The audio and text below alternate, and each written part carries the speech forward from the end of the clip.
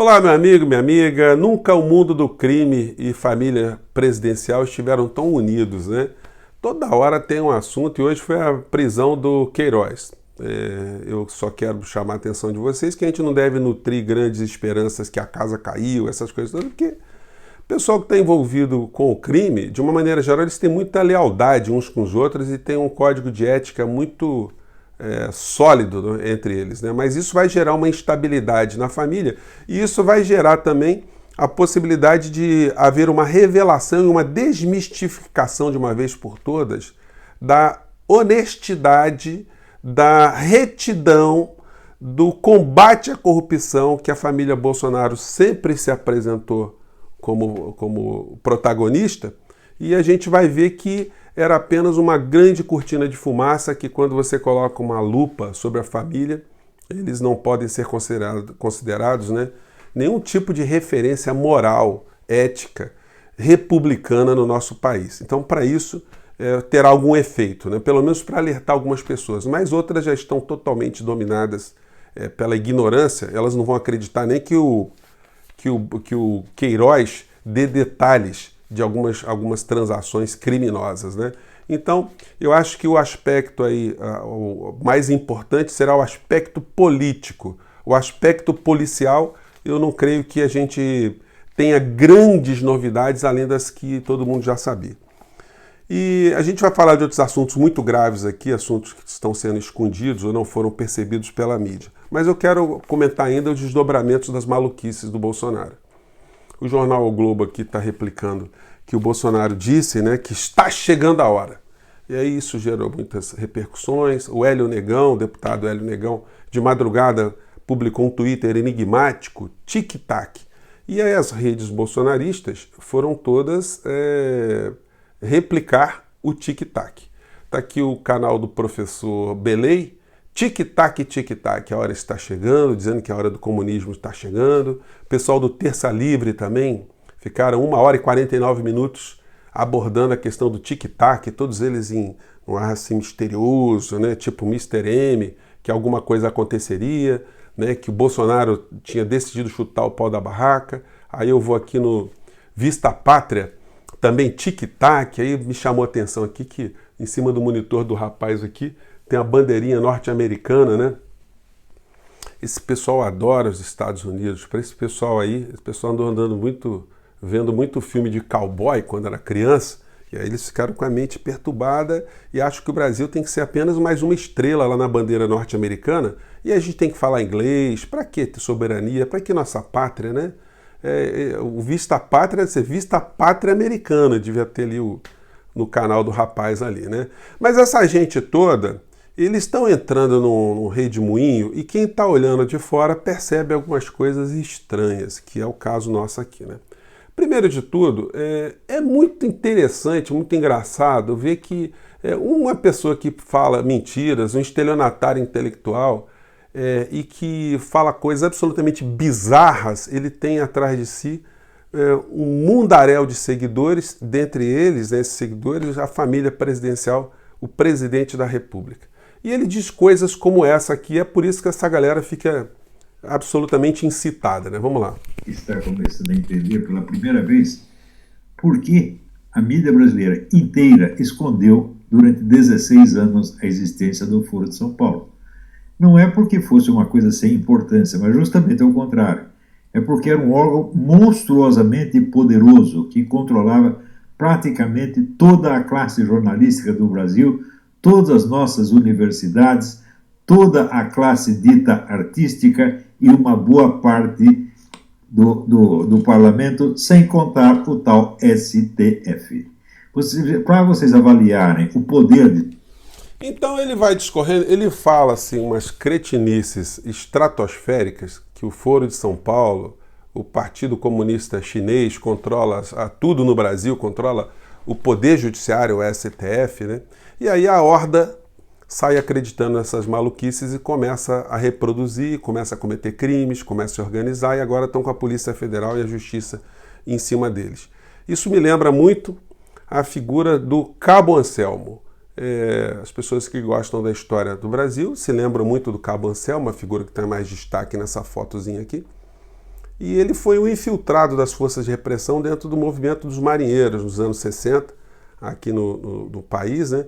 E ele detectou todas as pessoas que tinham um comportamento mais rebelde, as pessoas que estavam ali reivindicando, que estavam a favor das reformas que estavam sendo propostas aqui no nosso país a favor do povo brasileiro, as pautas mais populares, mas que se conflitavam com os interesses norte-americanos no Brasil. Então ele estava infiltrado dentro desse movimento, ele insuflou as pessoas, ele encantou as pessoas foram se revelando, foram se organizando e depois ele traiu todos eles, acabaram sendo presos, mortos, foram torturados e a repressão, gente, que houve dentro das Forças Armadas na época da ditadura militar foi a mais sangrenta que vocês nem têm ideia.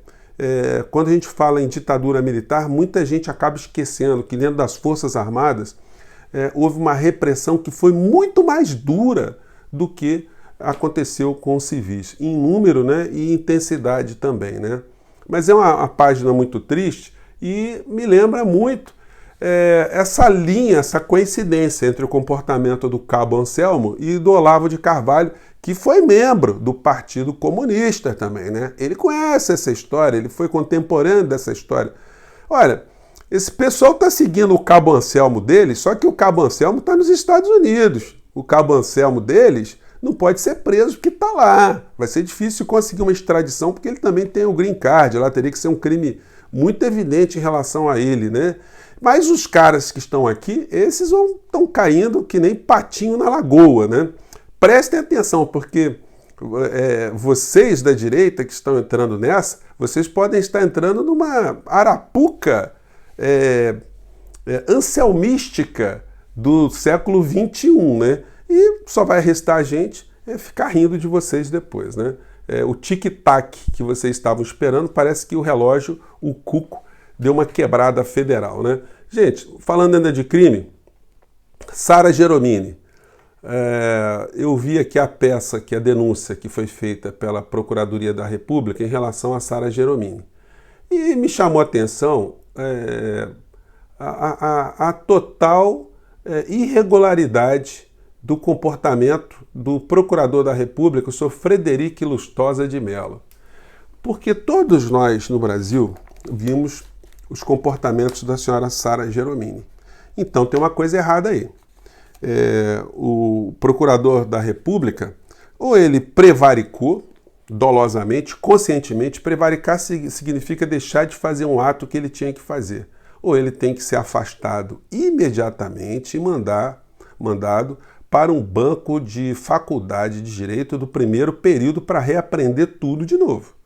Porque essa peça aqui que eu li, gente, ela tem um erro muito grotesco, porque os dois crimes que ele aponta em relação a Sara Geromini, que é o crime do artigo 141 e o artigo 147, eu até grifei aqui, não vai dar para vocês verem, né?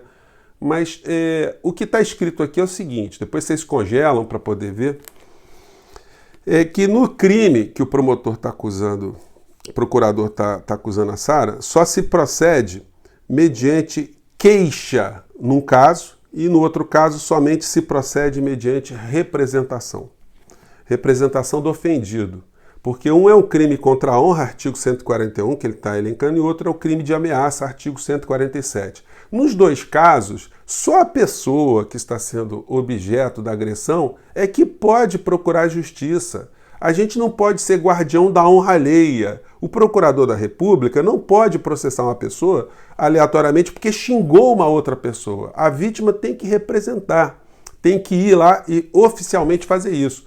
Se não foi feito isso por parte do Alexandre de Moraes, olha, essa prisão dessa moça então está irregular. Então a prisão sem pé nem cabeça. E o promotor está denunciando uma pessoa que está presa de forma absolutamente irregular. Até porque, em ambos os casos, são delitos de menor potencial ofensivo. A pessoa vai lá, assina um termo e responde em liberdade. Então tem uma coisa muito errada acontecendo aí. Ou esse procurador de justiça ele está agindo dolosamente, procurador da República está agindo dolosamente e ele deve ser responsabilizado criminalmente e deve ser responsabilizado funcionalmente, ou ele simplesmente é um cara que desaprendeu tudo no direito e tem que sofrer também uma ação da corregedoria, da PGR, por conta desse tipo de comportamento, né? Então, não será surpresa se, com base nessa falha, nessa prevaricação possível do Procurador-Geral da República, um habeas corpus seja intentada a favor da moça e ela seja solta, né? Gente, então vamos aguardar o que vai acontecer. Enfim, estou sublinhando isso aqui porque os grandes meios de comunicação, os pequenos, deveriam ter pessoas da área do direito analisando essas coisas para quando eles fizessem as reportagens, eles estivessem com mais fundamentos, né, para perceber o que pode acontecer no meio dessa história toda. Vamos sublinhar 2 assuntos aqui para a gente finalizar, porque no Brasil, enquanto a gente está discutindo essas coisas todas, a gente vê que os jornais eles estão começando a colocar no rodapé as questões, né? Então aqui o jornal o Globo, que colocava a coisa da Covid na capa, hoje está colocando apenas um númerozinho aqui. Nós temos 46.665 mortos no Brasil e quase 1 milhão de contaminados. Gente, isso representa 622 aviões repletos de passageiros, aviões da Chapecoense, que caíram e mataram 46.665 pessoas até agora. Então, todo dia estão caindo aviões repletos de passageiros como o da Chapecoense. Mas vejam o tratamento distinto que os casos estão tendo no país. Em primeiro lugar, quando teve a morte do pessoal da Chapecoense, foi uma comoção no Brasil, a gente se condoeu com aquilo, todo mundo sofreu, os meios de comunicação fizeram uma abordagem profunda, querendo saber as causas, as razões e os responsáveis. Eu pergunto para vocês, os meios de comunicação estão apontando os responsáveis? Eles estão procurando saber o que está acontecendo? Não. Eles só entrevistam as vítimas e as pessoas que estão sofrendo e os médicos que estão na linha de frente. Aborda a questão no mundo inteiro e o Bolsonaro não existe, o ministro da Saúde não existe, não são cobradas responsabilidades, a imprensa não vai para cima, não arranca do presidente um comportamento, o presidente está tendo um comportamento anti-ciência, anti-saúde, anti-organização, as organizações que preconizam, né, apontam caminhos para salvar pessoas e está passando tranquilamente, os aviões vão caindo e cada vez mais esses aviões estão tendo menos focalização no seu ponto correto, por as suas causas dos acidentes. Então é só vocês perceberem como o tratamento ele está bem distinto. E eu tenho reiterado várias vezes para vocês que isso está se dando no Brasil para esconder o assalto, né? E agora a gente chega na parte criminosa mais contundente do nosso papo de hoje. Enquanto isso tudo está acontecendo, a gente vê na matéria aqui no Infomoney, sempre rodapé, no Jornal o Globo hoje, na parte da economia, nem comentou nada, o Guedes nem aparece, mas ó, Guedes alerta que recessão pode virar depressão, quer dizer, a recessão nossa ainda vai ficar pior ainda. E promete retorno às reformas nas próximas semanas. Estamos terminando as medidas emergenciais e retornaremos às reformas nas próximas semanas. Vamos continuar reformando o país em uma direção liberal. Ô Guedes, larga de ser estelionatário econômico, estelionatário político, vai para o quinto dos infernos. O que é isso, gente? Olha só, não existe nação nenhuma que está usando o remédio liberal para tratar o desastre da Covid. Que tipo de iniciativa o Guedes está tendo efetivamente para salvar o emprego das pessoas instantaneamente? Que tipo de programa está sendo feito para as empresas? Gente, depois de 90 dias que já está todo mundo quebrado, o governo agora apresenta uma boia de salvação para os pequenos e médios empreendedores do nosso país que ainda tem dificuldade em pegar empréstimo. Então, é um estelionatário que não sabia que tinha 38 milhões de pessoas invisíveis. E que país do mundo está colocando um projeto liberal agora para solucionar problemas da sociedade? Está sendo exatamente o contrário. O mundo todo está mostrando que a presença do Estado agora está sendo vital. Não fosse a presença do Estado, nós teríamos milhões de mortos no mundo inteiro. E aí vem o ministro utilizando desse momento trágico do nosso país, onde as pessoas não sabem para onde vão, para dizer que a gente tem que fazer reformas, porque senão a situação vai ficar muito mais grave, né?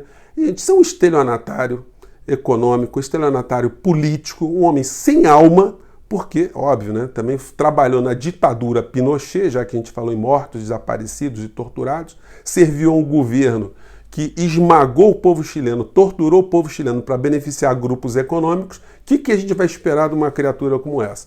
E quando eu falo isso, gente, infelizmente isso tem que ser dito com responsabilidade, a gente tem que apontar as relações de causa e efeito e mostrar como em meio a essa grande cortina de fumaça de tragédias do nosso país, tem gente, justamente a pessoa principal que poderia fazer alguma coisa para o Brasil ter um pouco mais de tranquilidade ou menos desespero. A gente tem exatamente uma figura ali que está agindo cada vez mais para aprofundar as angústias e a entrega da soberania nacional. Bom, pelo menos a gente tem esse espaço aqui, a gente vai continuar a falar. Gente, muito obrigado por vocês estarem com a gente até agora. Um grande abraço, até o próximo vídeo. Tchau!